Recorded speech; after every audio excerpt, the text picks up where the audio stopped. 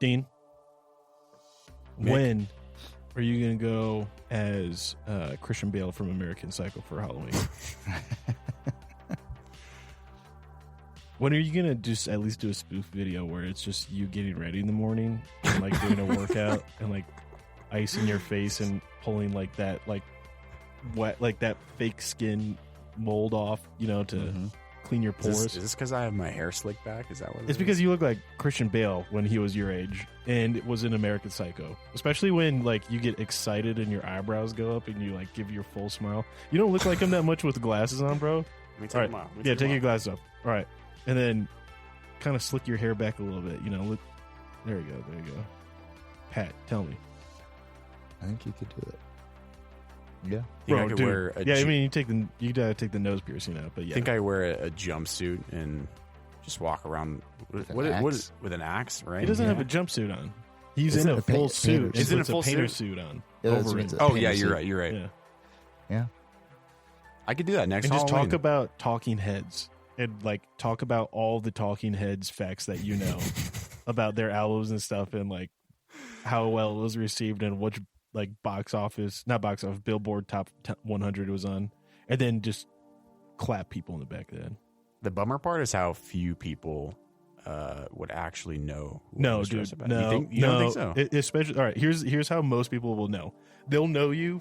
They'll be like, "Oh, you're the guy from the meme." If you just walk around with headphones from the '80s plugged into like a Walkman and it's in your suit pocket, and you just like walk into the party like lips pressed out, like, and, like people will be like, "Oh, that's Christian Bale from that movie." Because I don't think that many people will recognize it from the murder suit that much, you know, like from Right. like when he kills Jared Leto. It's because it's you either always see him doing that scene in the memes or the scene where he's like looking at the business card. It's like very nice. You think if Let's see Gavin Paul Newsom dressed up as American Psycho during Halloween, people would think that he was Gavin Newsom, or they would just immediately think he was? I don't know, like from American silhouette, definitely psycho. Yeah, Yeah. I mean, he is kind of a psycho. yeah, everything about him. He is definitely a psycho. But anyways, State of the Union 2 though, farce. Like that was such a. I didn't watch any of it until Pat showed me the video, but it's just like the weird thing is like we're so politically divided nowadays that like you will get, regardless of how well an event goes politically, State of the Union address or whatever, you're gonna get footage from both angles and both sides, and they're always gonna say something negative about you, you know, your competitors or whatever, the other party. And dude, like we watched the MSNBC video take on it, and it was still not great, still tripping over his words. Biden, like, really just embarrassingly, I think, in my opinion, Coughs just under 50 times. well, it's even like, is that something to be ashamed of? No, maybe he had a cold, but the way he can't, like, the way it's like the cough and then like the lost, like it's the fact that like after coughing he's lost in like his script. But then you watch it also from the other side, which I'm not saying one of these news outlets is right or wrong, right? But you just watch from the other side and like the footage that MSNBC cut out, and then it's like the freaking highlight reel. yeah, dude. it is just the man, and like everyone's like applauding. Like it's just like this guy's not here, dude. Yeah, Like those were the best clips. the dribble struggle, you know what I mean? And it's just like, in what world? And I just think it's sad. Like you know, I had this play in elementary school, and I didn't have it. I had like one line in the play, right? But it was our 5th grade play, and it was called The Emperor's New Clothes, and I just didn't get it.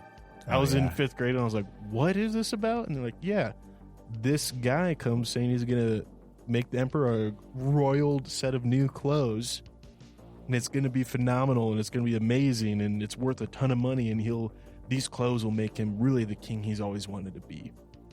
But the seamster never knows, he doesn't know how to sew, and he never creates the clothes, but he just keeps on saying they're so magnificent, and everyone's so afraid to tell the king that he's not wearing anything, that he ends up going out and parading in front of all of his subjects in his pajamas. Yeah. And he's not wearing anything at all. But And it's gaslighting to like the highest level. And it's one of those things I remember as a kid. I'm like, I get that it's funny that my buddy Tom is walking on stage in like the red lumberjack pajamas. Mm-hmm. But why isn't the king wearing any clothes? Why wouldn't we tell him? And like, oh, because you'd get your head cut off. You're supposed to be afraid. I'm like, but he's not wearing any clothes. And now I get it, bro. Now I see it, and I get it, dude. Mm-hmm. I really do like seeing like just the way we like tiptoe and dance around Biden, and like, woo, yeah, woo! like everyone's just like nodding there, like you can do it, and like I'm just like. Dude, the king's got no clothes on, dude. King's got no clothes on, and all of us can see it, and half of us are pretending. And that in the adult version, he's naked. Yeah, you're like he's butt ass naked, right? Yeah. And the seamstress is a con man, and what he tells people is, if you're an idiot, you can't see it, and so nobody wants to admit that they're an idiot. So they just say, "Oh, it's." That robe is beautiful. The sash, they get real detailed on the purple, the dye and the stitching, the gold leafed lace, and the king's like, oh no, I'm an idiot too because I can't see it. I can't see it. And he's like, oh, these are beautiful. Thank you. Mm-hmm. And and that really is this thing about, especially like whatever hyper division, woke culture, all these things where it's like. The pandering, I'm just going to say that I agree. I'm just going to say that's beautiful. Yeah. I'm just going to say you do you, that's beautiful. Mm-hmm. Because I have to say, if I don't say you do you, that's beautiful to whatever weird ass thing you're doing, then you're an idiot. Then I'm a pariah. Or worse. Then I prove myself as somebody who's the other. And so that is a great point. Mick, that is what's going on. The Emperor's New Clothes is going on before our eyes. Yeah, bro. Isn't it? Like, I just thought about that the other day. I was just like, it's crazy. I had stress years after that play. And I wasn't like a thespian, right? I wasn't like, but I just remember and I remember it wasn't me, like other fifth graders, we went into middle school and we're like, does anyone know what that play was about yet? And we're all still trying to figure it out. And I just I get it, dude. It became so clear to me, So, but anyways, and I think you could say the same thing too on like the other side, right? Right. Like there was kind of that moment where y'all remember back when Trump was Prez, he did the appeasement and sacrificed what was our stock that so many people were using for like fun day at the range, bump stocks. Oh yeah, and like on the altar of right after the shooting in Vegas at the what country concert was that? It was like a big country festival. Yeah. He sacrificed bump stock on the altar of appeasement to try to look like not completely gun guy, right? And all the a lot of conservatives, a lot of like Republicans were like, no, that's what he had to do. He had to do it. Don't you see? He's just appeasing them with something none of us care about. And and then all the bump stock guys, like people who owned them, I didn't have one, but I know people that were really like. Smoke break.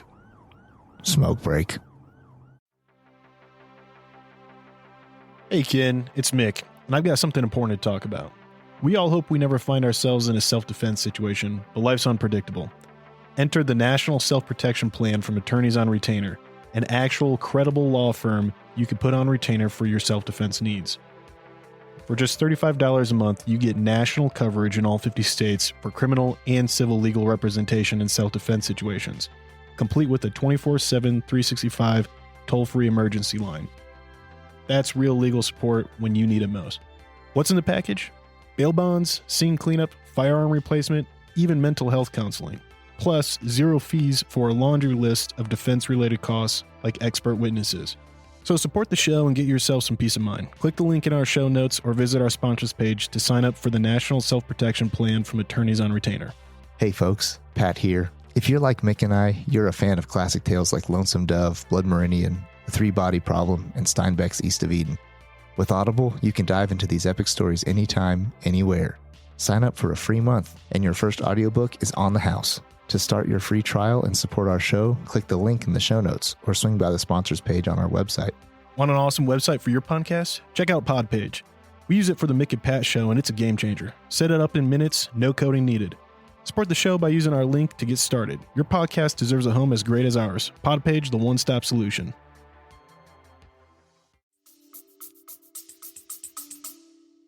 Fuck you, man. This is bullshit. Like, I voted for this guy so we wouldn't just get blatantly told, no, you can't have that anymore, because even though the other guy, I don't even know if he had bump stocks on any of his firearms. He did. He did? He had a couple? He did, but... Okay. Even then, it's even though, yes, we all know, if anything, bump stocks probably saved more lives from that incident because of how incredibly impossible it is to control a firearm with one. It's no one cares about that. The fact is that if shoots a lot of bullets and he let it rip real loud, and he was an evil man and he had those. And it's those are bad. Take them away. And it's sorry guys. And I don't know anyone who turned them in or destroyed them. I just know people who were yeah, so I lost that. I don't went range day and I fucking left it out there. Dropped it on the ground. Yeah, I feel so dumb. And I'm just bummer, dude. Yeah, it was on the tailgate when I drove off. Yeah, exactly. And so it's one of those things of it goes both ways, right? People do it on both sides. Yeah. But it is so obvious when you see the political applause and nodding of the heads for Biden, it was bad. Okay? It's just all right. I will say the other night when you expect somebody, when you expect to fail a test, right? And you're you are dead set that you're going to fail this test. And F it, let's go. Let it rip. And then you get a C minus. You're that's a B in my eyes. That's a B. I expected him to do significantly, not in what he said, but just his sheer ability to stand up there for an hour and talk in front of a crowd of people. Was it an hour long? I think it was hour 20. Whoa. Yeah. I expected it to go a lot way worse. Yeah. But the real question is, how much of that White House cocaine did they have to pump him with to get him up there for an hour? Bro, what White House cocaine? You shut your mouth. Anyways, all I said, you put it well. Theater. It's all just theater right now in both. You want another liquid death, bro? I do. Will you grab them? Do you want a mango chainsaw or a Arnie? I do want a mango chainsaw. I've had my Arnie Palmy. The armless Palmer. Yep. It was really good. Thank you. And that's my favorite, but the mango chainsaw is dope. Dino tonight brought us some liquid death because I love it. I've been on a big kick. And it's what the kids are drinking these days. Well, also, dude, I had a buddy who reached out to me and he was just hey, I'm going to start going to AA. And I want you to just hold me accountable. I want you to be my accountability partner. And I was like, cool, what do we got to do, man? And he's like, well, honestly, just, keep me accountable whenever we hang out or wherever we go do something, and not make sure that people aren't drinking around me. And if they are, we have an alternative option to leave or whatever. Yeah. And honestly, we haven't been in a situation like that since he started going, which is great. But I just realized, I was like, you know what? I don't want to be one of those people who is unaware that they're making it a hard situation for him. And so I was just I'll look into some other stuff. And originally I was looking into liquid death because I'd heard about it, and I heard they used to have a subscription model. Okay. You could subscribe and they send a 12-pack to your door. Oh, nice. And it was you could have it once a week, every 2 weeks, once a month. And I was just going to do that to him for a gift. But then I saw they didn't do that anymore. So I was like, well, I guess I'll just get him some. Guess I'll just go to King Supers. And this is the bad part. Because I just bought it and then I drank all of it. Because it's freaking good, dude. It's good. I think it's good water and it's good taste. He doesn't need this whole pack. I'll just try one. I will say this. It has made me, I think, it's definitely made me just not want to drink really at all, other than when we, are sitting down to review beer or something like that. Because it's really just satisfied I think, honestly, the ritual of cracking something. Yeah, the ritual and I didn't realize how much I just crack a beer open so I can spit my Zin out after I drink it. Yeah. And like just having something else to do that with that's not alcohol, I feel like is one made my sleep better and way more regular, and not like I was out here pounding them hardcore anyways, but Yeah. it also makes me feel like, okay, I'm aware of it more, and I'll be aware of it when I'm around my homie who's, trying to quit the stuff. So all that said, I'm a big fan of Liquid Death, dude. Yeah. This is my pretty first. cool. This is my second one. Really? Yeah. And you're already like, I'm in, dude. I'm in. It's kind of like one I'm of those sold. things. It's kind of one of those things like Liquid Death Skull on a can, little try hard, right? And then you have it, you're like, I get it. I get it. This is kind of like This is a vibe. they're kind of in on it. It's a joke, and they're kind of in on it. Like, isn't this hardcore, bro? Well, I saw like Water. 12-year-olds drinking it like a year ago, and I was like, who gave these children Kids- alcohol? kids Like they're drinking drinking tall beers on boys. the street? Yeah, these kids are drinking tall boys on the curb. I think this looks a lot like some of the first gen 4 Loco cans. I don't know Yeah, about you, it but like, really does. like the It coloring. absolutely does. In fact, I had a little Vietnam flashback the first time I saw one of these cans that I was like, oh, God. I was like, oh, am I about to have a really bad Sour Tuesday? apple. Anyways, but it's also Pat's birthday. It is. And we got a church train day coming up with the security team. We got to train up and You got an ACOG? I'm just kidding. yeah, I got you an ACOG. No, but I figured I'd just give Oh, you let's go, dude. 100 rounds of 9, so that way you don't have to All spend right. any of your own ammo while I like training. it. I like it. And that's about the same cost as like a log of 6 milligrams in, I feel like. So That's great. That's wonderful. there you We're go, gonna man. go burn it up in a couple days. Yeah. That's awesome. But on that note, dude, the freaking bills are coming out this week. The House bill, Senate bill here in Colorado. Yeah. I'm not gonna, get on my pulpit here, but I just figure since we have a lot of our primary listenership on podcasts is Colorado. Listenership on YouTube is India. What's India's gun laws? If you're rich enough and if you're in the right caste system, you can have it. I think Probably so. something Yeah, along something along those those lines. Anyways, the House bill and Senate bills that are coming out, they're pretty bummer bills being proposed. And I think my biggest concern with them, is of course that they don't even remotely come close to tackling the issue at hand when it comes to gun violence in Colorado. Which gun violence in Colorado, depending on your views, isn't really gun violence. It's self-violence. It's suicide. Right. Colorado's always been one of the states with the highest rates of suicide. A lot of people, a lot of scientists chalk that up to the altitude and the wind patterns. It's got even a term in the eastern part of the world, coming out of like the Nordic countries. There's a term for the winds that can blow down through these valleys, and because they have a higher level of protons in them, positive charged particles, it literally drives people mad, and it is an excuse for murder in some of those nations. There have been What? people in court cases that have been tossed out where someone has murdered someone during the season of the winds. And it's like there's another term for it in South America, because it's a very similar thing where it comes like off of these high altitude peaks down through fjords to lower elevation, and it drives people crazy. Anyways, that said, Colorado seems to have that same kind of wind effect, especially in certain areas where, like, if you think about Grand County, the suicide rate in Grand County is off the charts comparatively to the population. Steamboat has like one of the highest suicide rates in the nation. And I want to be open here, kind of like make sure it's not a sensitive topic or anyone to speak around it. But I had an uncle who committed suicide, and it was with a gun that he owned, and it was right after he had finished building a house in Steamboat.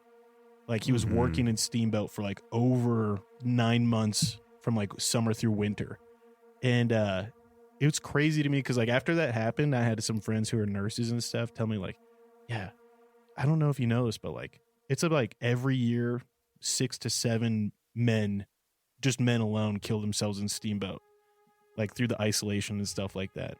And so it's like one of those things where like when you look at the trends and all that, it's pretty crazy. And there's a lot of people trying to do scientific research to understand like what is this pattern here for it. But all that said, I don't personally view my uncle's death as gun violence. I just view it as No. suicide, right? Mm-hmm. It's an And inflated statistic. well, Unfortunately. in Colorado, 2021, everyone likes to, not everyone, but a lot of people, our politicians, like to tout this as like, it was the highest record of gun violence over the last 40 years. Since 1981, it got to the highest rate where 18 people died by a firearm per 100,000, which is a pretty big rate for a state as small as ours. But the story, and I'm looking at the Colorado Sun. The Colorado Sun did a great article on this because a lot of people were referencing these statistics. This article got published in 2023 by John Ingold, so credit to him. And the Colorado Sun's not like usually one way or the other. They're pretty nonpartisan. And when it comes to like politics, pretty good like hardcore journalism. Mm-hmm. But when you look at like really how this breaks down, for age adjusted, it comes out to about 17.7 gun deaths. And when you see how many it was a year, it was 1,059. So to put it really in that perspective, the rate of 17.7 per 100,000 is a rate because it was 1,059 in 2021. Over three quarters of that was suicide, which I think is like something that a lot of people aren't aware of, that is the majority, the bulk of when we see gun deaths. Mm-hmm. I think even a few years ago, before COVID, the percentage was like 2/3, and now it's 3/4 because of how many more people are killing themselves. Because we're actually seeing homicide, not really spike, but kind of remain the same rate nationally, outside of like other places like, where insecurity's on the rise, like San Francisco, LA, Chicago, right? Outside of those big cities, like homicide rates aren't really growing. And so all that said, when I see these gun laws, like an assault weapons ban, a safe space concealed carry ban, requirement of safe storage in vehicles, tracking gun purchase and ammo purchases, liability insurance mandate for concealed carry holders, firearm dealer requirements and permits to be state provided, disarming school safety officers, an 11% tax on all guns and ammo sales. Like when I see those, I'm like, what's that going to do about the 17,000 men and women who commit suicide by firearm, which is majority of those are 25 to 44-year-old men. Mm-hmm. And so like, that's why like I want to talk about this a little bit, because it's not going to do anything. Like if these laws get passed, if our House and Senate vote on them and pass them and approve them, that's not going to do a damn thing for like the mental health crisis that we see in Colorado. Mm-hmm. And sure, a gun is the easiest way to probably do it, outside of like the convenience of, I'll just take these pills and go to sleep, right? So anyways, I want to hear your guys' thoughts on these and kind of these laws here. They kind of got like their worst case name in quotes of like what people are afraid like that they're really going to do. Mm-hmm. But like people know that, we are on the security team for our church. It's a volunteer position, we're not paid.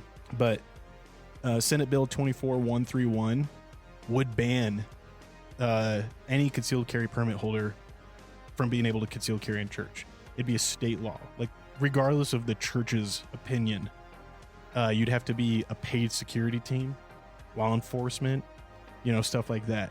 And so the liability insurance mandate, make owners have liability insurance in case someone kills themselves with their gun. How's that going to stop the owner if they decide to use it, to take their own life? Like it doesn't do anything. They're burdensome laws on law-abiding citizens that doesn't address the core issue of mental health. Yeah. Well, in general, I think that politicians are always going to use whatever's the easiest low-hanging fruit to make any issue ring in people's ears. They're going to use that, whether or not it fixes the problem. I think you could see this in any sort of like college debt, for instance. Like forgiving college debt. or something like that, where you go, Mm-hmm. okay, yeah, that rings in a lot of like young people's ears right now because they're carrying a buttload of debt. But they're not addressing the problem, the root of the cause. They're just addressing something to, win the people to their side for the next vote, for the next term, whatever. And so, Yeah. you can see this in when racial issues come up, or minority statuses come up, and the proposed this and that proposed thing that's going to fix this and that and the other, but it's never getting to the root causes of things. And I think that the leg they're trying to stand on, especially around gun violence, is the two main things would be, one, suicide, and then two, active shooters, Mm-hmm. specifically in schools or places with children, things like that. And all these bans don't address the root problem of both those things, because I think that probably whatever the thing is going on inside of people that drives them towards suicide is, if you could psychoanalyze it, is also going to be very closely linked to the same exact state of minds and things that people get into when they do like an active shooting. Oh yeah. Sure. And so a lot of those people are suicidal from, to begin with.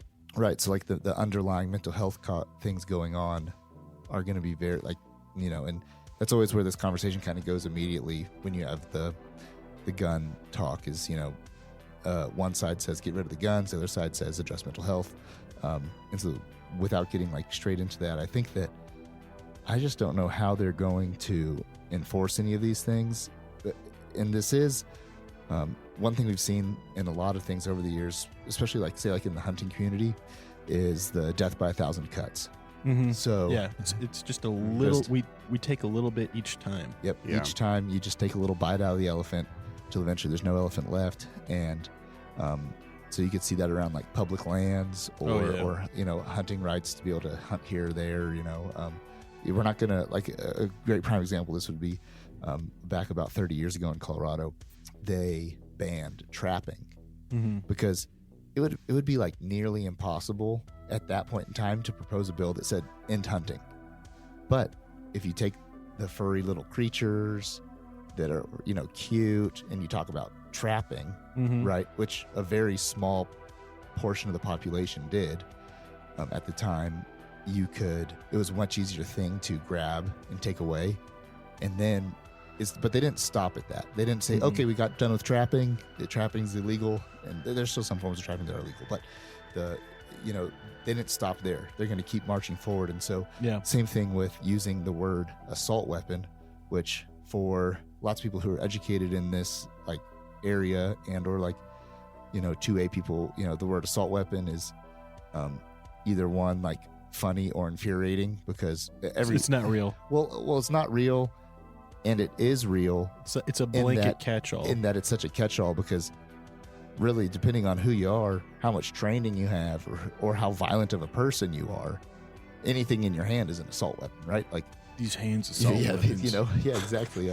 A sock with a bar of soap in it, it's an assault weapon. Yeah. But the first thing to go after is, the big scaries. I think what's interesting too is what they categorize as assault weapons in here. Some interesting things that really what I think also weaken the bill are some of the specific types of weapons that they included in here might actually be some of the things that make this not pass. For instance, the 50 caliber rifle. Just any 50 caliber rifle. Yeah. So if you have an awesome, super cool, antique Hawken 50 cal muzzle loader that you want to buy one someday, or you have one and you want to sell it, or you want to go out and use it, now that's illegal. And that's it's a one shot, and that's the furthest thing from 3-minute reload. Yeah, it's muzzle loader. It's the furthest thing from your modern AR-15, right? And so I think another big one is just even the people who are what we call them in the firearms community FUDs. Because they're boy, you don't need nothing other than a single stack 1911 to deal with any problem. If you can't do it in 7 rounds of 45, you ain't going to do it in 19 of 9, right?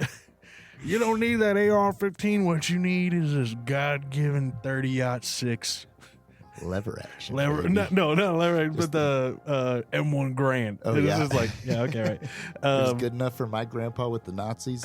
It should be good enough for you. which, don't get me wrong, sick guns, right? Yeah, But I'm like, an aspiring FUD. the FUDs eventually, like a lot of FUDs vote for gun laws. They're like, Mhm. yeah, they don't. There's no reason for them to have AR-15s. They have access to 30-06s. Oh, we don't need suppressors or blick switches. I lost my hearing in the war and I'm doing just fine. You know, like you don't need a suppressor.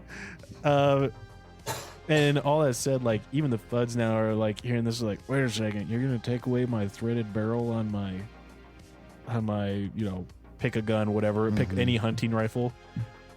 Well, I put a suppressor on that because it is actually good for my hearing and it will break my hearing aids. Uh-huh. You know, and it's just like, oh, I do have a thread on my 1911 Kimber Desert Warrior. Uh-huh. Like, I can't have that anymore. It's just like it's such obnoxious like overreach in this bill of features that have no bearing on the lethality of the firearm, right? And it's just like it's honestly the big scary bill and anything that could be scary. And I think like one of the things that also is probably just gonna like not win over people is like usually on these like assault weapons bans, people are like, well, that's a bummer that the AR guys lost their guns, but I guess that just means all the AR guys are gonna buy AKs now. Ooh, like right. And then like this one, it's like, nope, Thompson rifles, Thompson machine guns, Uzi models, Uzi My rifles, favorite is that AKs. Mac 10 is on there.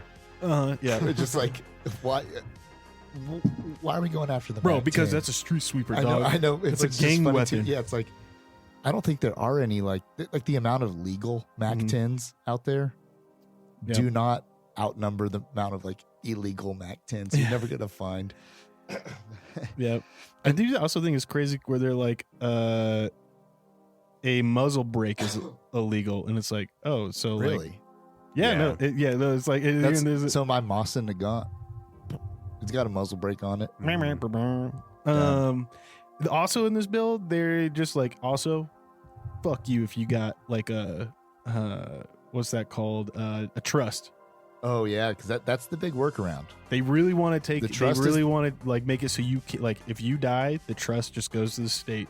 Because Right. that is the loophole. Yeah. That is the biggest loophole you Can't can take use. my guns. Yeah. It's in a trust. And Well, but if you think about it, like that is a way that in the future they can eliminate like rifles or any other weapon that they do not approve of. That's how you end it for the long haul. yeah, right. because you time capsuled the thing. Yes, Genocide. absolutely. Sorry, what? Essentially what the part of this is doing, that death by 1,000 cuts, while this seems like it's not ending gun ownership, because eventually you cannot pass your guns on to your kids or give them to your kids is, or sell yeah. them to people, it dies with that owner. Right. Well, in that bill even specifically says too that federal firearm licensed dealers will have to turn over their entire inventory of any firearms that fall underneath that like category of anything listed by August 1st to an out-of-state resident. And so what's crazy is like FFLs won't even be allowed to have those firearms in state anymore to sell to like law enforcement agencies. That's why I'm also like, do you not know who gives the guns to the cops? Like it's Joe Blow's gun shop. You know Right. what I mean? Like yes, he sells guns to the civilians and population, but the police come to him and be like, "Hey, Joe Blow, are you willing to cut us a deal so that way Sig Sauer isn't just extorting us like for each officer to have a patrol rifle?" He's like, "Oh yeah, sure, I'll buy them and then I'll give them to you like at a lower price rate." And like people just don't, I think, really understand how a lot of like the law enforcement and agencies receive their weapons or like how they get to test and demo weapons. You know, they don't usually, it's very uncommon for them to just go to like a gun company and be like, "Hey, can we try out your guns to see if they'd work for our officers?" There's a licensed federally recognized individual with like a class 3 that can be like, yeah, so you want to try out MP5s? I have MP5s, and I'm specifically allowed to own these MP5s to allow you to test them, to decide if you want to buy more. And like a lot of people don't get, like, when you see a dude who's not a cop or military firing a machine gun in his backyard, he's a class 3 FFL who has those weapons underneath again, bureaucratic pile of paperwork that says like, oh yeah, I have this MP7 imported from Germany in case the LA Police Department wants to try out MP7s if it would fit their need. And it's like, and he has to renew that paperwork every damn year. And the ATF comes and checks him out. I had a buddy who was looking at starting a little ammo company, and ATF agent came out, checked him out, signed him off.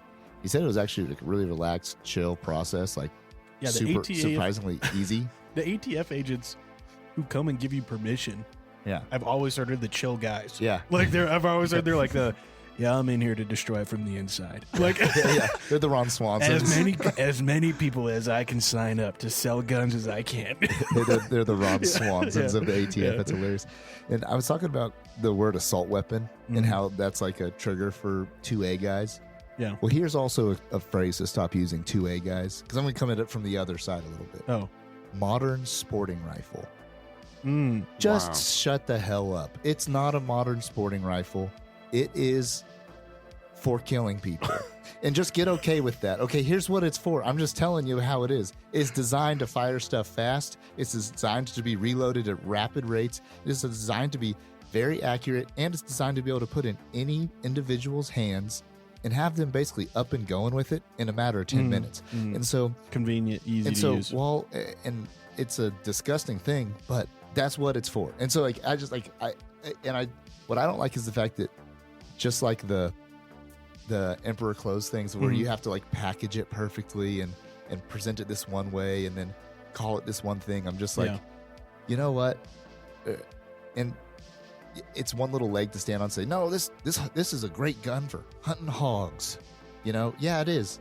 It is great. Because you know what's like the most, you know what animal is the closest thing to a human being in the United States of America on an intelligence level? Hogs. Well, yeah, and like just, physically like density of flesh. I'm just saying like all sorts of stuff. Like, so it's just, anyways, that's my one little peeve with it. I do think though the modern sporty thing comes over from our European brethren who are trying to still own guns, right? Because they don't have the ability to fighting tyranny is not built into their DNA. No. In a lot of countries too, you're allowed to have like a hunting rifle, not just a hunting rifle, but you're allowed to have what is known as a sporting rifle for being a part of a club and doing competition sport shooting, right? And the only way you can get your hands on a semi-automatic 223 or 7.62 caliber firearm is if you prove you've been a member of the club for a certain year, you go and do training with the club, you give them your donations, and you have like firearm safety stuff. And then they're like, all right,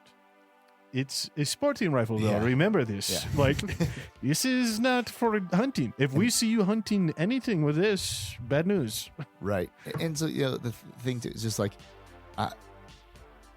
we're not trying to fight to protect your right to it being a 2-gun speed club, right? Yeah. Where that's not the point of it. Like that's a great thing. It's a cool thing. It's an awesome thing. I would love to do it, and I hope in my life I continue to do more 2-gun speed stuff than I have to defend myself. Exactly. Right? Exactly. But the amount of times I've had to use a gun to defend myself will not be disclosed on this podcast. The amount of times I've done a 2-gun course, probably about getting up to like 60. Right. Exactly. Exactly. And so, but just like, that's not the point. That's not the point of keeping these rights. Yeah. That's not why I own my AR. It's not why I own any of my guns. I own them for the sake of someone fought and died for me to have this right. And I honestly do see it as a duty to train up and learn and have safety. So that way, if there's ever a need for America to defend itself again, which we go and talk about a little bit, but if there's ever a need, like, then, I'd be competent enough to do that, let alone protect my family. Like, I'm not even talking on we need every red-blooded American to step up. Like, I'm talking like, also, someone means to just do harm, follows us home. And I want to be prepared for that too. So all that said, these laws are pretty crazy. Please look into them. And if you are a Colorado resident, look up and see, who your constituents are, who your representative and senator is for like which district you fall under. I wrote an email to mine today. It was a very politely worded email. It was very much just outlining the bills and my concerns with them and how I don't think they really address the cause of this, which is the mental health crisis in Colorado. And so with that too, there's one bill that is a bill that I think is a very reasonable bill for concealed carry requirements of training. And I'll be honest, like, I do think it is your constitutional right to be able to carry a gun and like have that on your person. Like, as an American, you have the right to own a firearm and you have the right to have it on you. I really do believe that. I also believe that there is a lot of dumbasses who think they're John Wick. And one thing I've always told people when they carry a gun, or they tell me, I was one of the first people in my friend group to get my concealed carry. And so when anyone came to me and was like, hey man, I just got my concealed carry too, I'm like, cool, why'd you tell me? 2, like, did you spend 80 hours training with it? And people are like, what?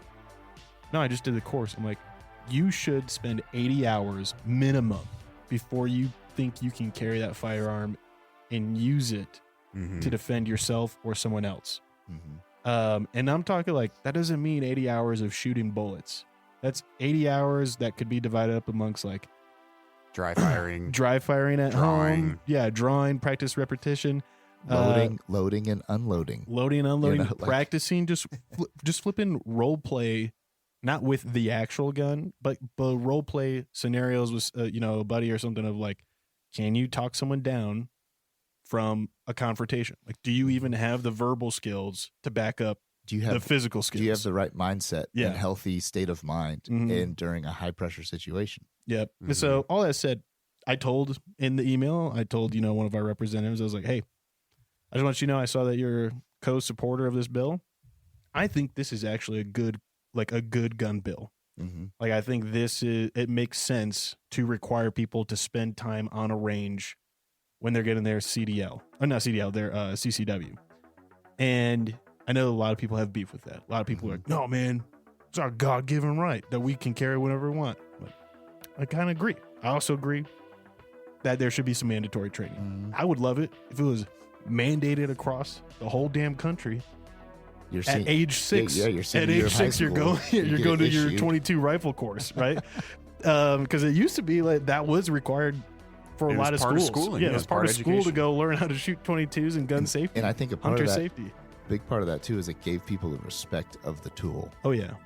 And so now everybody's training is just on the PS5, where you respawn and you pull a trigger all day and you cuss at people while you kill them, and instead of a reverence for life, a respect for the power of the weapon, responsibility for how to have it and keep it safe, and all these things. And that's the thing too, where it's like, unfortunately, we've gotten to a place in society where people have to have more and more laws put upon them instead of being having the agency and self-discipline and the teaching within like a home or local community to just do those things already without. You shouldn't necessarily have to be told, like, or you shouldn't necessarily have to have a law that says you have to have your guns locked up, and we're in a home with a child who's 5 years old, so he can't get to him. That should just be something That should be something you like are mindful of and you do. Yeah. Right. And now, unfortunately, back to the conversation of the dumbasses. Maybe there is some places and areas where you do have to, at some point, I guess, impose stuff on a society, which is also not necessarily, like we're saying, it's within myself, I'm torn to say that. You know what I mean? And it's because I'm a 2A hypocrite. I think I should have Tomahawk missiles and nobody else should. I'm just saying, like there's a little Senator bit of that Pat, in me, Senator Pat, everybody. So, my bodyguards can have guns. You don't get to have them, No, I think here's the way I view it too, is like, we used to have a society that educated people on firearms, why firearms are important, why America has a firearms culture, and it was optional for you to partake in. Right. You would learn about it, and you would learn firearms safety, and how to properly like lock them up or unload them. So even if you didn't want anything to do with them, you knew how to make them safe. You knew how to hold a gun. And you knew, and you knew what to do with it and make sure you didn't shoot yourself or someone else, right? And then that went away, and people started having to actively choose to learn about it before they could even make the decision of if that was something that they wanted to like integrate into their life. And I think that has like created nonsense laws that aren't effective at anything. And I'm 100% for everyone making the choice. If you decide, hey, I just don't want guns to be a part of my life. I don't want them in my house. I don't want them around me. I don't want them around my kids. But you know what? I have the education. I have the information I need to make a firearm safe. To take, if I see a gun on the street, if my kid comes home and someone gave him a gun or whatever, gang violence stuff, right? I know what to do and like take it and unload it, disassemble it, whatever, and keep things separated that need to be separated before, I have that conversation or address it or call the police, right? Yeah. And I'm like, that's your freedom. You have the right to do that. That's your freedom as an American. But that doesn't mean you should be able to take away my freedom to also engage and have them. And because of where we've gotten to now, it is all or nothing. You kind of have to be like a gun guy or anti-gun, instead of like a some form of middle ground or anywhere in between. And we see that in all areas of society. You just got to be all or nothing on something. Yeah. So, all right, what are your predictions on? Are we going to do gun bill bingo? Yeah, a little bit. Or are you going to go down to each one? All right, guns and ammo tax, that's going to pass. That's an 11% tax. Get used to it. Start budgeting for it. Yep. Disarming school safety officers, I'm throwing that 50-50. Because you could still, in there, they've said you can still have armed security officers. They just have to have X amount of training and be certified. Firearms dealer requirements and permits. That one I'm concerned about because that one has a lot of flexibility and just the state can decide. It's like it becomes shell issue. Like if they want to issue a firearm, like you could be federally firearms licensed dealer, which means the federal government has said like, yep, you can sell guns, and the state can just be like, nah, we don't want you to. Yeah. And like that is whack to me. So that one I think is a 50-50. Liability insurance mandate, I think that one's gonna win over, bro. I legit think that if you own a gun, you should start thinking about how you're gonna pay out the nose for bogus ass coverage insurance like you do for a car. Because coverage, also because you got it. I'll say my thoughts in a second because it's a bigger picture. Keep going. Gun purchase tracking, that's also 50-50. I think the Supreme Courts have already gotten in on like privacy law. And there's already bills being passed to block this in like Utah, Nevada, Arizona for like just to make sure it can never be a thing. So I think that one actually might fail because we do have, even the Democrats in Colorado have a strong view on privacy. Right. And then church carry ban, I think that one will get struck down. We already have precedent that that's not a valid law. So even if it gets passed, it's immediately blocked day one from the Supreme Court's previous ruling on safe spaces. This is a thing, though, in cities, in Denver and in Boulder. A lot of these laws are already in place. They are in like local stuff, right? But like they also aren't, kind of. Like they say they are, but they know that like if they charge you with it and you don't take a plea of guilty, bro, then it's like it's over. Like they aren't going to be able to. They aren't going to be able to do anything. Thing at the end of the day, exactly. It's another thing to throw on to try to get you to plead down. And just accept all right, I plead guilty, right? So, and then the House bill, I don't think the House bill is going to pass. I think the House bill is just too big. Yeah. And here's the thing, too. It's asinine, dude. I mentioned this in the email. I said, today, there are more loud and proud left-leaning firearm owners than ever who aren't like, it's no longer COVID like, changed the game it for did, people bro. on the left. Well, it's not just that, dude. Like, whether you want to believe it, a lot of people went out and bought guns when they saw BLM burning down their city. And they were like, you know what? I'm either scared from the retaliatory violence that might come out of this, or I'm just I don't want to be the one dude in the BLM group without a gun. Yeah. You know what I mean? Yeah, let's say it was either to fight them or join them. Yeah. And so it was like one of those things that like a lot of people just did, and it used to be taboo to be a Democrat, and like I have a family who diehard Democrats, and they have never let anyone else know that they own guns, but they've kind of confided in me a little bit. They're like, I need to show somebody. Yeah. Please come look at it. And like, What do you think? like, these are some damn fine pieces. Shame that they're safe queens, right? Let's stick them out. No, they're it's now not like a shame thing anymore. Like Democrat own a gun. I mean, look at like there's that whole Reddit liberal gun owners that are just like, I don't know how they walk around without being like super hypocritical. Check out trans gun owners, dude. Yeah, that's the same thing. Yeah, well, it's more extreme. Yeah, but anyways, it's a wild world, and I think that overall, I don't know which one will go, which one won't, but I'll say the ones that will make money will pass. The ones that will lose money won't pass. Lose votes too, right? Because lose and votes as well. You know, gun and ammo tax. Yeah, it's happening, right? It's an 11% Yep. on all gun sales, all ammo. Yep. And in that too covers gun parts. Yep. So even if it's not the licensed firearm itself, you're just buying a charging handle, which is the only reason I think it might get repealed. And I'm just sorry, I'm not trying to run you off, Pat, but it's one of those things of like the classic argument is like, okay, I have a lathe at home. I can lathe, a machine lathe, the CNC machine, right? Is a block of metal at Home Depot a gun?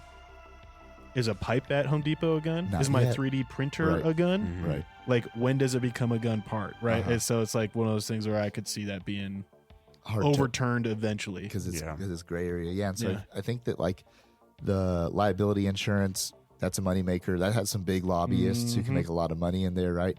Assault weapons ban, huge money loser for the state.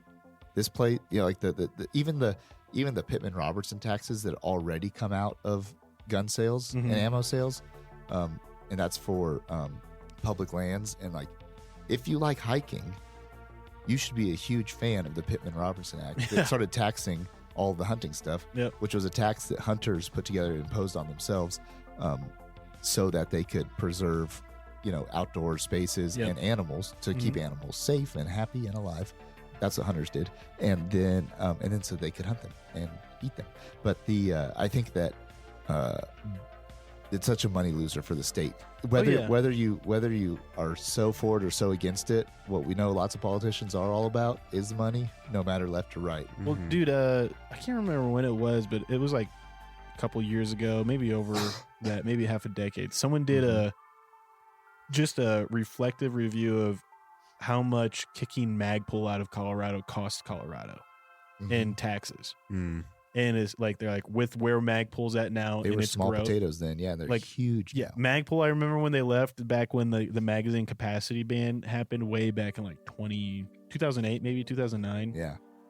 Maybe a little bit later than that, 2010. But Magpul was like, well, we'll just go to Arizona. And they did. And at the time, I just knew them as like, that's the company who makes the cool waffle magazine. Right. And I wasn't even a gun dude. I was just like, they make cool stuff that's on guns and movies. And then they like blew up. And the amount of revenue, I mean, over $1 billion government contract company, defense contractor. And the fact that Colorado is just like kicking itself in the head for like, it would have covered a couple of these bills. Yeah, is what it would for have real, done. exactly, right? Big time. And I think other states are seeing that too recently too. We were talking about, I don't know if it was on the podcast or afterwards. We talked about it last week about how it's like an old school. I think it's Remington's main factory, or Mossberg, that they've had for over 100 years, is leaving New York finally, because it's just like, we're not going to keep running our factory here when we have to pay insane taxes on building firearms here. Yeah, right. So, and a lot of people, I think Springfield's pretty much up and moving out of Illinois now, all manufacturing operations. And like, these states are going to feel it, dude. Like, they don't realize how much money this brings in. Yeah. And a couple thoughts on some of these bills. This is the classic take an inch and we'll end up taking a mile sort of deal. On most of these, the first one is they just went for the full mile, unfortunately, on the assault weapons ban. We have this kind of classic assault weapons term that we've been passing around recently to describe rifles, but this broadens the assault weapons term to include a lot of shotguns, a lot of handguns, pistols. Yeah, like I have a handgun that has a threaded barrel on it. If I want to put a compensator on it or something else, that would not be allowed to be purchased anymore just because it has a threaded barrel. So they went for the full enchilada on this assault weapons. Everything that they have here will turn Colorado into Washington in a heartbeat if all this carried through. The difficult part that I see with a lot of these bills is this is clearly not a move to protect people that could be harmed by firearms. Exactly. There's nothing to this that's going to make you safer from criminals. But the goal is to make it difficult to either have firearms or to use them on a regular basis. And here's the thing, like lawful gun owners who use their firearms on a regular basis are safe gun owners. Oh, yeah. They are safe gun owners. You don't want to make it more difficult for people to use the firearms that they have purchased, because the one who doesn't is the one that's going to cause issues. Right. As far as guns and the ammo tax, this is hilarious to me, because if you just allocated proper funds, the taxes within this bill are to go to certain areas within the state, which is it's a cool idea. But if you just actually allocated funds properly, the tax funds that you're given, you wouldn't need to do this. And the fact that if I want to go train with a weapon, not because I plan to use it, even if I'm just out recreationally shooting, that I have to pay taxes on to fund something, you're punishing the person who's using and practicing with their firearm regularly. That's quite interesting to me. The liability insurance mandate, while every person who is a lawful concealed carry user would highly recommend having insurance. Most of them would highly recommend having insurance. Again, this is just another mandate to make it difficult and make it more expensive to do something that is a right of yours, which is to conceal carry a gun. Well, prices will quadruple. We don't even encourage having insurance. We encourage having a law firm. Right. A law firm on retainer. That's your Attorneys insurance. for Freedom law firm. That is your insurance. Because at the end of the day, if you are using a gun for your or someone else's safety or to protect their life, you have to have law protection, or you will lose everything else that you have except for your life. I'll be honest, like the concern I had about having a firearm and carrying it when I was like doing it on the job for security, whether that was like, dude, sometimes I did armed security for like, I did armed security for the Nuggets when they would rent out a movie theater. You know, I did armed security for cannabis, you know, celebrities, all that.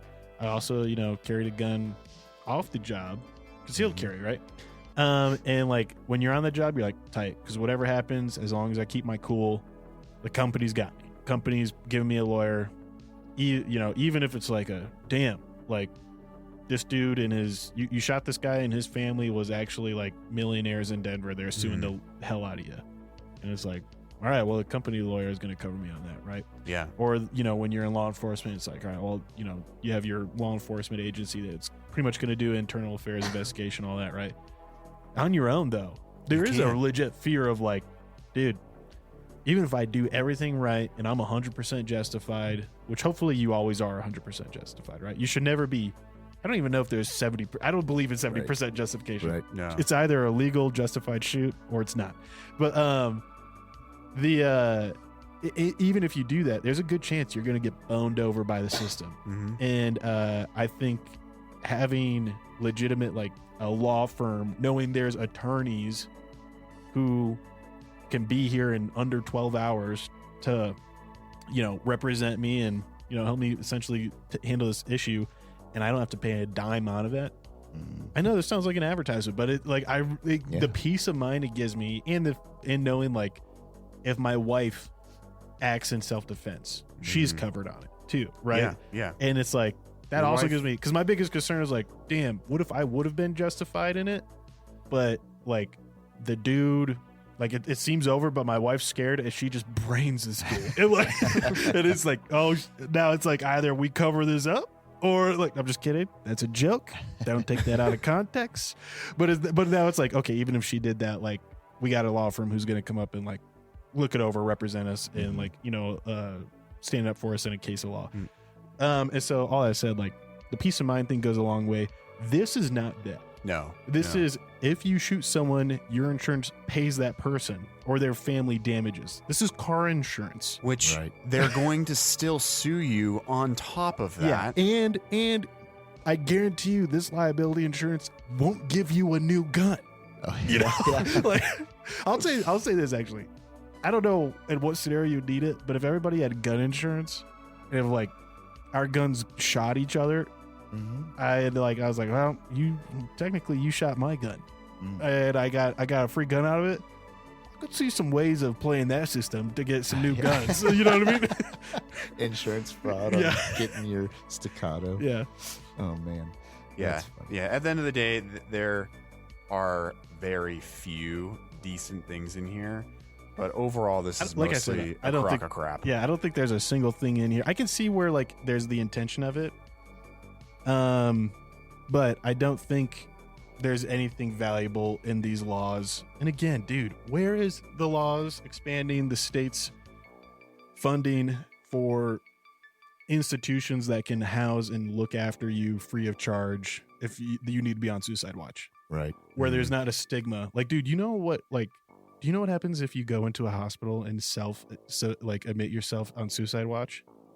You're going to sit in that lobby. You're going to sit in the waiting room like a fucking fool. Yeah. And they're going to watch you, and the nurse and the counter people are like, and you're going to do that. And like, sometimes I've heard people say like, yeah, I admitted myself, walked in, said, I think I'm going to kill myself. I can't stop thinking about it. And the person at the front desk didn't even look up at him. I'm like, all right, go ahead, take a seat. Yeah. And then people just like, some people have gone up and gone out and tried to do it afterwards because they're like, they don't give two shits. Unless you're rich and can afford the nice centers, private centers, then you're in trouble for sure. So, anyways, I think that's where all this needs to go. All this money. Yep. But why would people in power want to take away your guns? Dude. Because they're looking out for your best interests, right? Yes. I think that the next segment of the show is called Men with Guns Are Scary When Men Have Had Enough. That sounds a little... Oh, man. Maybe can we workshop that one? Yeah. Can we workshop just like disgruntled people don't get pushed over anymore. Right. Okay. Yeah. I know. It's a mouthful. But so there was we were looking at a couple different instances through a fairly recent history of past 80 years. Yeah. And 100 years. Yep. When the people have had to take up arms to defend what they thought was right. And that happens a lot of places all the time, but you don't really hear about it happening and I mean worldwide, right? Yeah. You would, but these are some things that you aren't taught about in school, and these are some things that you've maybe never heard about, and they are the Battle of Athens and the Battle of Blair Mountain. So, a little bit of story time on some times in recent history when in America we've had guys take up arms. And now also I realize the shift we're making in this show also having, depending on your mindset or how we're talking or how you're taking what we're saying, we're not making an argument for uprising or rebellion or militia taking over, or we're not saying if you don't like how your life is that you take up arms, but these are some little case studies maybe on these are definitely scenarios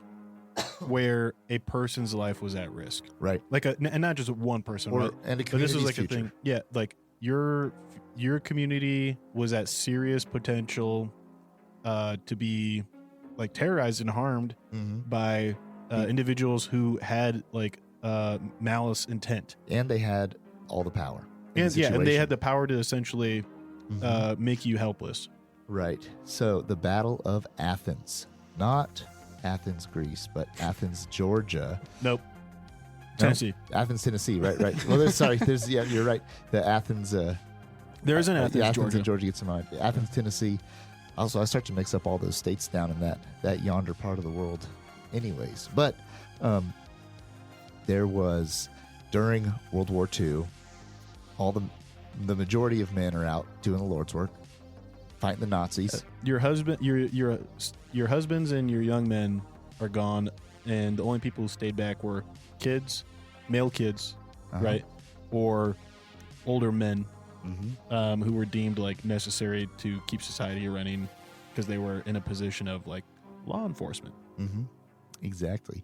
And so, and I'm going to do kind of a brief flyover of these stories, and you guys should look into them on your own. But the Battle of Athens, basically, while all these guys are out, World War II, fighting, they come home, and their local sheriff, has kind of gotten a big head, taken over. It's gotten real corrupt in their systems, and they were doing really predatory policing activities where when people were passing through town, they'd pull them over, give them a ticket for something that, they'd give them a ticket for something they weren't even doing and make them pay it. And so they were boosting. They were extorting. They were extorting people for their money. They were abusing the fact that they had guns and there was no men around to do anything about it. Exactly. And so that's kind of what started going on.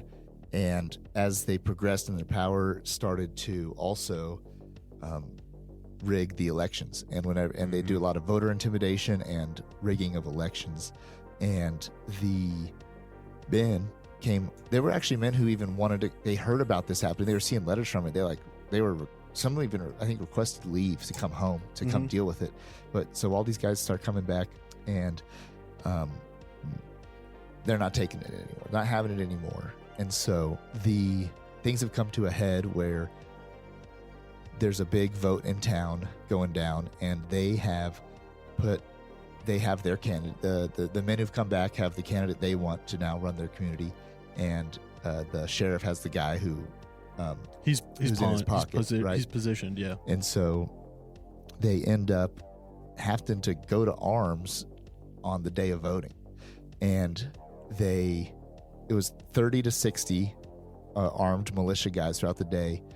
Just got back from war too. Yeah, so I would say it's almost like not a militia. Yeah, they're fresh. Yeah, like they have wildly more experience. Like, I just killed the guys who were doing this in a foreign country. You think these were battle ready men? Yeah. Yep. They were warmed up, to say the least. They really were. And so the sheriff was catching word of it. He's getting nervous about it. He brings in 200 deputies to kind of monitor the people, and the things are getting kind of heated all day long.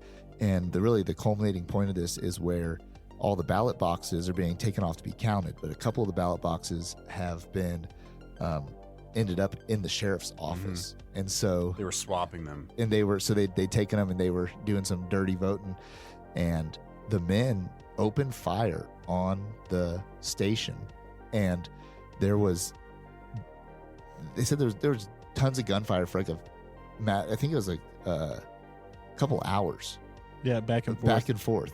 And which is a couple hours is a very long time in a gunfight. Oh yeah, the gunfight's supposed to be like 6 seconds long, right? Not like hours long. And so you can just imagine these like sheriff deputies like crapping their pants. Oh yeah, and these guys, the World War II vets, just got home and they're just like smoking cigarettes and just chilling. Like we can do this all day. Yeah, they're like that. They're like I'm used to like a MG42 full auto on me right now. I'm used to tanks and freezing my toes off in Bastogne. And so they're throwing Molotov cocktails, and they're firebombing the police station. They get in there, they catch them in the act of jacking with these ballot boxes, and they rescue the ballot boxes, take them out, and they go take and get a fair count, and their guy wins. He gets into power. They start straightening out their community. What I think is really crazy about this is there were many injuries, but no fatalities. And the majority of injuries, the severe ones, were all the deputies. Yeah. Like the the militia guys, they came out okay. And so this was an example of guys had come together and said, this is enough. Like, we're not going to let this guy manipulate us and take advantage of us, and it's time for him to go. And this is a very extreme act. There's other diplomatic ways of doing these things, and you have other protections now, but this was a small town, old town situation. I think that there's a good 18-minute full story on YouTube where you can go and see the whole story. And one of the guys was quoted saying something along the lines of, what was it? He said, basically, I didn't go fight for freedom for the last couple of years just to come back home and not have it. And not have it. Have somebody doing that same shit. Yeah, exactly. So we weren't having it. So that was the Battle of Athens. Check it out. Learn more about it. I think it's just a cool story of dudes who stood up for what they believed in, what was right. But the Battle of Blair Mountain happened a couple years before that, 1921. Again, homies just got back from fighting. Yep, exactly. So a theme in both these stories is post-war. You have people who have seen the other sides of they've gone and seen the world. They've seen the things in the world that are not America. Yeah. And they've come back to America, where they believe it's land of the free, the home of the brave, and a place where man can have his own agency. And so in West Virginia, there were coal miners, and this is right around the time when unions were trying to form and they weren't able to form, and these mining companies would only hire non-union workers, because then they were really able to put them into kind of indentured servitude situations. They could have really poor work conditions. And the mines had their Pinkertons. They had their Pinkerton gang of armed thugs to intimidate you. They had armed men who who had all the power, and like the Stanford prison experiment. Yeah, at work for real. And so these miners had no legal protections and no ways to get out of the impoverished situations they're in. These mining camps they were full-blown communities with families living in them. They operated autonomously, but underneath the governance of these companies. And so there was this lady, Mother Jones, this 83-year-old woman who was a big-time outspoken advocate for unions. And she would go around to these places and kind of, as a preacher and a rebel rouser, fighting for the rights of unions and forming unions. Because lots of times, anytime a union tried to form, you'd have union busters. Yep. They'd come in, they'd break it up. They'd break it up physically. They would do anything they could from the behind-the-scenes stuff all the way up to just coming into a crowd and beating everybody to a pulp. Yeah. And so these people could not get any traction on their rights. And it all came to a head when Mother Jones and her people had really started getting traction with forming unions and forcing some of these companies to have to let the miners unionize. And there was 10,000 men, 10,000 miners took up arms and on Blair Mountain. That's a buttload of dudes. Yeah, that's an insane. army. Yeah. And also, by the way, the term redneck actually comes from this story. Oh, really? Because they would wear these red bandanas, and so they were redneckers. And so, lots of times now we have this term redneck, and it's a derogatory term towards poor white people, but it stems from this group of people who that was how they would identify who they were with and who they were part of. But during this big skirmish, it was Blair Mountain. There was like I said, 10,000 miners, tons of these Pinkerton types and company men, soldiers, as well as I think some National Guard got involved a little bit locally. There was also, this is also when dudes had their own airplanes. Yeah, there was time to be alive. This battle didn't only wage on the ground; it was waged in the air. Yeah. This is crazy. This happened in America 100 years ago, and so there's guys flying around airplanes, and dropping stuff on the miners, and there's firing back and forth. They said that over 1 million rounds were fired during this and exchanged. That is a huge battle. That's a huge battle, and 11% tax on 1 million rounds. My God, That's you know, some money to be made. it might have priced the miners out of the ability to revolt. Yeah. Something to think about. But so in the end, there was around 100 people were killed in this, and they unions did start getting more traction, started forming, and they, for these mining communities, they were able to move forward with and get more rights, safe working conditions, Get rid of fair compensation, get rid of the camp. get rid of the camp and the armed guards. Lifestyle, yeah. And there's an awesome podcast called Martyr Made, and this guy Daryl Cooper, he does a full breakdown on this story. It's called Who's America. I think it's usually his podcasts are like 6 hours long, where he gets into one story and just does the whole thing. And he, excuse me, it's an awesome breakdown of really all the details of the inner workings of local sheriffs and the companies and what was going on in Washington. And it really lays it out for you what all happened, and really gives both sides of the story a fair shake and in a good way, where you can have an objective view of what's going on, as well as just knows about a incredible thing that happened in America that I think a lot of people don't even know happened. No, dude, I did. In the last week, I heard about and watched like the videos on these subjects, and it's just one of those things of like, I never knew any of this occurred, but this is bread and butter. What America is, families, men and women, recognizing what is happening is wrong, and we have exhausted the diplomatic options here, right? And so what is left?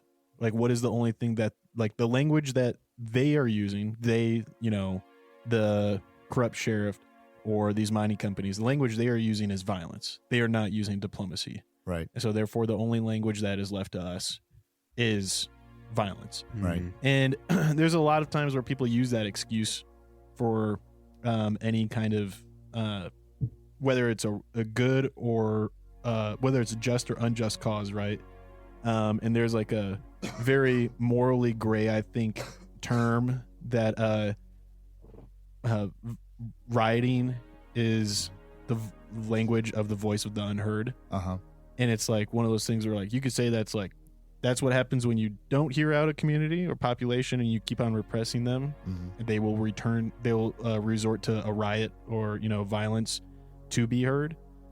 And so I think, like, these are cases of, like, justice needed to happen, and no one else was going to do it. And so who's going to seek out justice at the end of the day if it's not you? Right. And I think something to recognize too is, like, it is one of those things of, like, is it okay that, like, the fallout of these things where the community got, like, not the community, but the infrastructure around the community was destroyed from these events a little bit? It's like, it depends. Like, at that point, is there even a community structure when it gets to this point? And at that point, like, maybe it does need to be dismantled versus, like, it was wrong that they did this, and it was wrong that they took the blames. It was wrong that they, used weapons and fire bombs on the sheriff's office, right? Like, I can see the argument against the actions, but I disagree with it, because I think, like, at the end, justice had to be heard. And, like, a lot of people will use these as, like, ground to stand on for when they commit violence of what they perceive as injustice.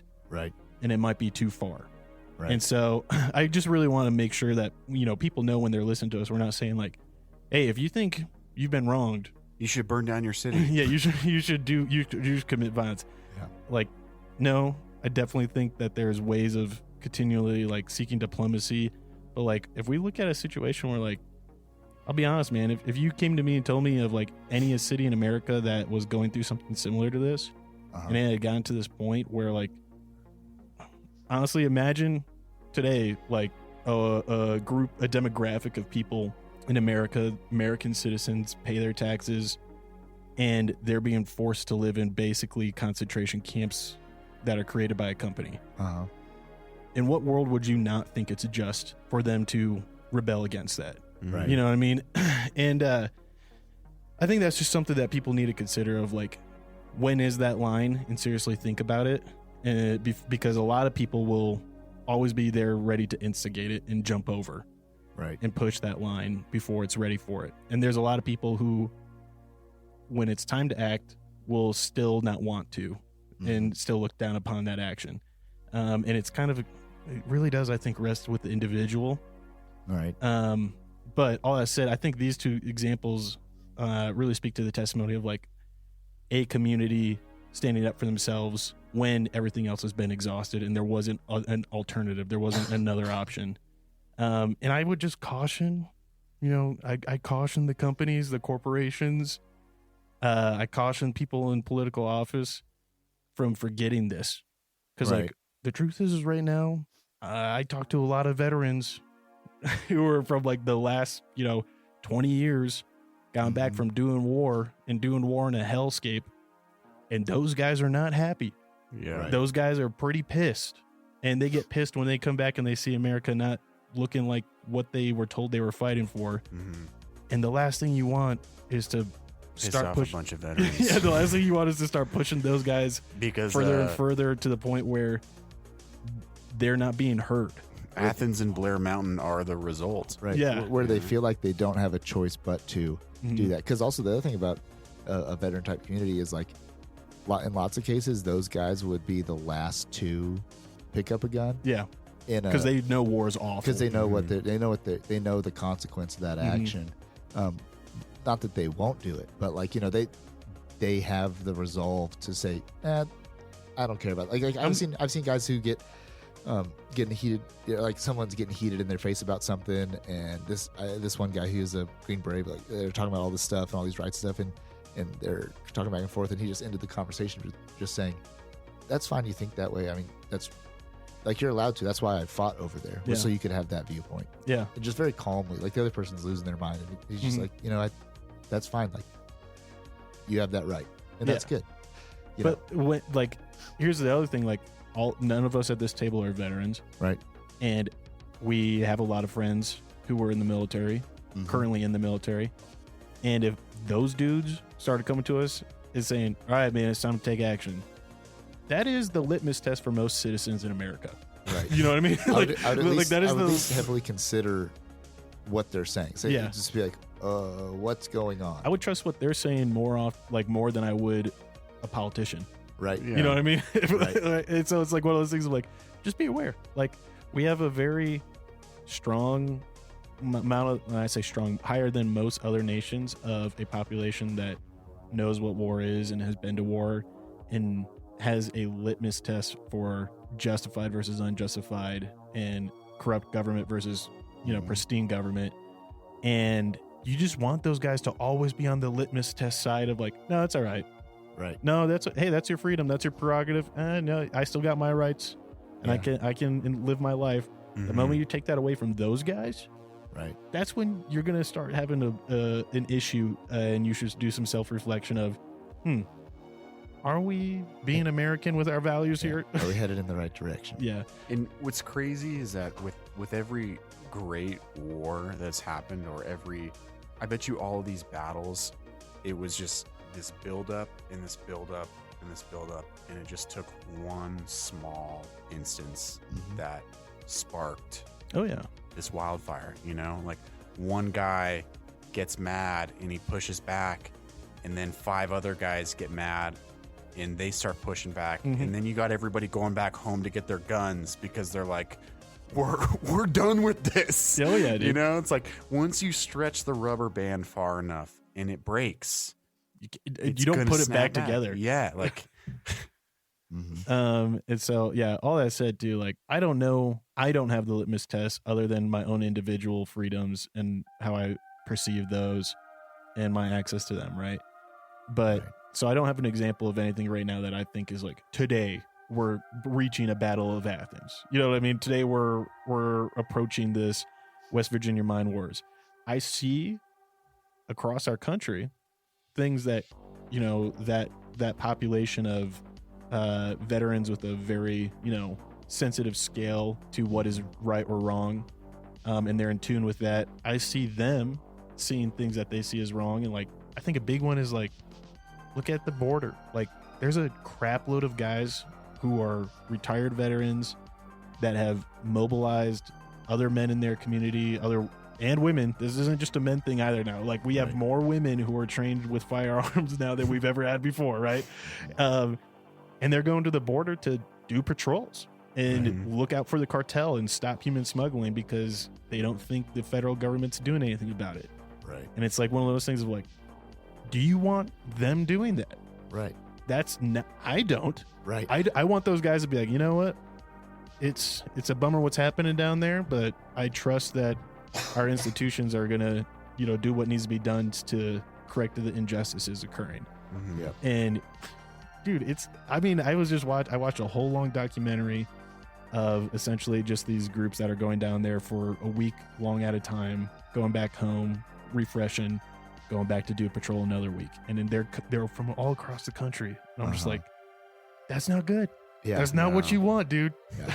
You're stretching the rubber. Yeah, exactly. Because doing that also, you do, even if you have righteous cause and like level-headed people, those sorts of things always attract the fringe you don't want to. Mm-hmm. Like you just you start to attract some fringe stuff, people or ideals or things too that latch onto the certain parts of that and that you don't want there. And a big issue too, not an issue, right? But like a big telltale sign that those guys aren't in the wrong is that when they are leaving their community to go to the communities near the border, the communities around the border are not telling them to leave. Right. Yeah. The communities at the border are like, oh, we're happy you're here because the government's not coming to do nothing about it. Right. You know what I mean? And it's just like, that's a bad sign, dude. Yeah. That's not what you want. It's so, all that said, I think like we need to be aware and vigilant of that, and we need to make sure that first and foremost, freaking write your representatives, dude. be a voiced constituent. The pen is mightier than the sword. Yeah, I've never written or called anyone for anything before, and when it comes to these firearm laws that are looking on the books, I'm just like, dude, overreach. This is bonkers. Yeah, and they do not care about your rights anymore. And if I've never done that in my 30 years on this earth, I feel like there's other people who have been pushed further, right? Yeah, and absolutely. have been doing it for a while, and you don't want them to feel like they've exhausted that diplomacy. Mm-hmm. Right. So anyways, that's a mixed soapbox on that one. But just to close, I figure, this is a long podcast, but covered a lot of cool, fun things. I guess, just each one of us maybe pop off with what you're hoping to buy. I'll say this, I'm looking at the SIG Sauer 716i. It's a 308 rifle, 16-inch barrel. Like the reliability tests on it are pretty good, and it's relatively lightweight for like the 308 platform. So I'm looking at that just to have as like a reliable, like can take that 308 hunting, legally hunt everything in the state of Colorado with that caliber, as well as like a good range recreational gun, as well as a great weapon for if things hit the fan. Right. It's I'm looking at that one. I've seen some really great deals online. It's in its like third generation, so they've worked out, 6 hours worked out all of the kinks from the first generation. So that's what I'm hoping to acquire here soon. What about you boys? I've been looking at. I got rid of my last AR. I would like to do another build. Probably a 12.5 inch. I'm looking at likely a BCM upper and lower with a Criterion barrel. I'd also looked at Sons of Liberty for an upper and lower. They've got some pretty great stuff. And then I'll put a suppressor on it. But You thinking what caliber are you thinking for that 12.5? Just a 5.56. I thought about a 300, but I just don't want to pay that much for ammo every time I go to the range. You know, like if I had one on the side, that would be one thing, but to pay that much for ammo every time I go to the range, just It's like I want to be able to train it, I want to abuse it, and I want to shoot the crap out of it, not regret every time I pull the trigger. That's $1. That's $1. That's $1. Yep.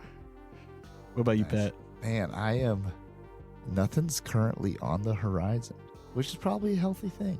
It is absolutely a healthy thing. Because I'm not lacking in supplies. Your wife is grateful right now. Yeah, there's that too. I got to keep my marriage intact. Yep. I feel like right now it's there's a couple of like it'd be saving for some of those big like really actually on the hunting front like there's just one I really want the Super Black Eagle 3 from Benelli. Oh yeah. For hunting ducks. Nice. And that one though it just takes a little bit of coin, takes a little bit more saving up for, but Them Italian guns.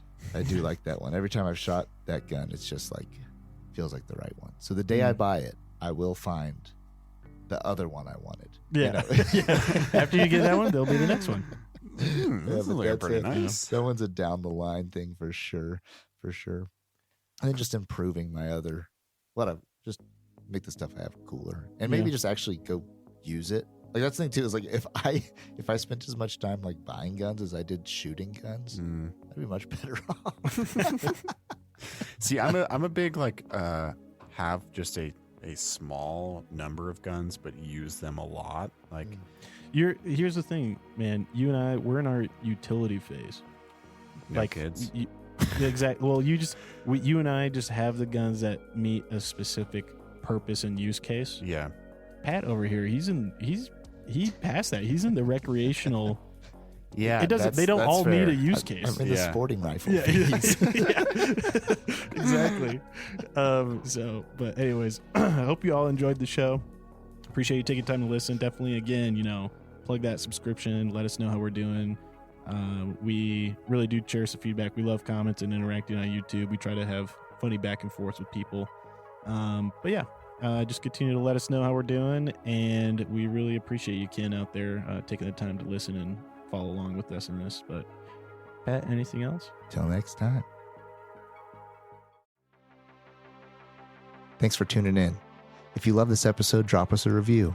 If you have qualms or comments, leave us a voicemail on our website. While you're there, check out our latest news, merch, and deals from our sponsors. Till next time, Ken.